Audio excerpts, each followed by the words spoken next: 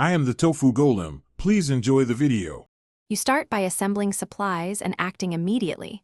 Fill a bowl with warm water and add a drop of mild dish soap, then swirl to make suds. Once done, remove any detachable stones or fragile clasps so you don't trap moisture. Submerge the jewelry for 1 to 3 minutes to loosen grime. Make sure the water isn't hot because extreme heat can affect seals. Then gently rub surfaces with your fingers to begin lifting oils before moving to brushing. Next, you tackle detailed cleaning.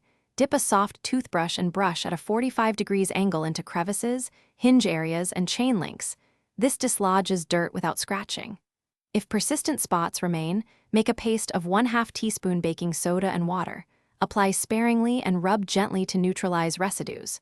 Rinse thoroughly under warm running water to remove paste and soap. Once rinsed, shake off excess water. Make sure to avoid long soaks for porous gems or glued settings because they can loosen. Finally, you dry and finish. Pat the piece dry with a microfiber cloth and then let it air dry completely on a clean towel to avoid trapping moisture in crevices. Once dry, polish gently in the metal's grain direction to remove watermarks and restore luster. Use very light pressure to prevent scratches. If stubborn grime persists, you can briefly soak stainless steel for 1 to 2 minutes in a 1:1 vinegar and water mix, then rinse thoroughly and dry. If discoloration remains, repeat carefully. Thanks for watching.